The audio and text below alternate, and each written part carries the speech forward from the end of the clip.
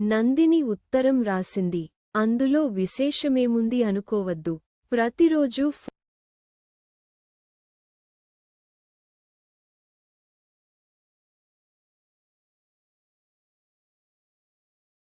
Phone చేస్తుంది. కొన్ని నందిని ఉత్తరం రాసింది. అందులో విశేషమేముంది అనుకోవద్దు. ప్రతిరోజూ ఫోను చేస్తుంది.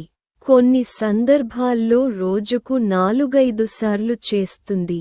యూట్యూబ్ చూసి నేర్చుకున్న కొత్త వంటకం వండేటప్పుడు నాకు ఫోన్ చేసి అందులో చెప్పిన పాళ్ల గురించి వివరించి బాగానే వస్తుందా అని ఓసారి కన్ఫర్మ్ చేసుకుంటుంది. ఉదయమూ సాయంత్రమూ పలకరింపులు. తన ఉద్యోగంలో ఎదురవుతున్న చిన్న చిన్న చిక్కులు, ఊళ్ళో బంధువుల ముచ్చట్లు అన్నీ పంచుకోవడం. మిగిలిన కాల్స్లో షరా మామూలే. ఆ ఫోన్ కాల్స్ కాకుండా ప్రతిరోజూ బోలెడు మెసేజీలు వాట్సప్లో పెడుతుంది. నా అనుమానం, కనీసం 100 వాట్సప్ గ్రూపుల్లో ఉంటుందా పిల్ల. ఎక్కడెక్కడి వింతలు సమాచారాలు అన్నీ నాకు పంపుతుంటుంది. వాటిల్లో వీడియోలు, రీళ్లు, రాళ్ళు, రప్పలు అన్నీ ఉంటాయి. ఈ చెత్తంతా నా నెత్తిన గుమ్మరిస్తావెందుకు? నేనేం పనీపాటా లేకుండా గోళ్లు గిల్లుకుంటూ కూర్చోనున్నా అనుకుంటున్నావా?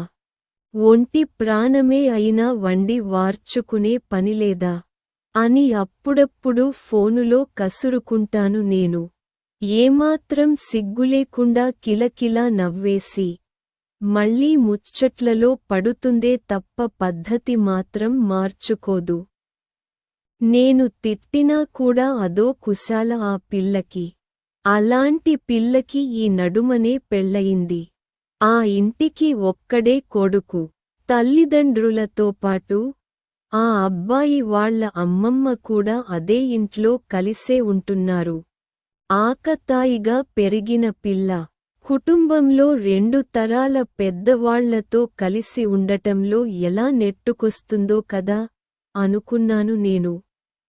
నందినిది చిన్న పల్లెటూరు. సేద్యం మీద జీవనం గడిచే చిన్న కుటుంబం. ఒక్కతే కూతురు. 10 దాకా ఆ పల్లెలో చదివి ఆ తర్వాత హాస్టళ్లలో ఉంటూ ఇంటరు, బీటెక్కు చదివింది.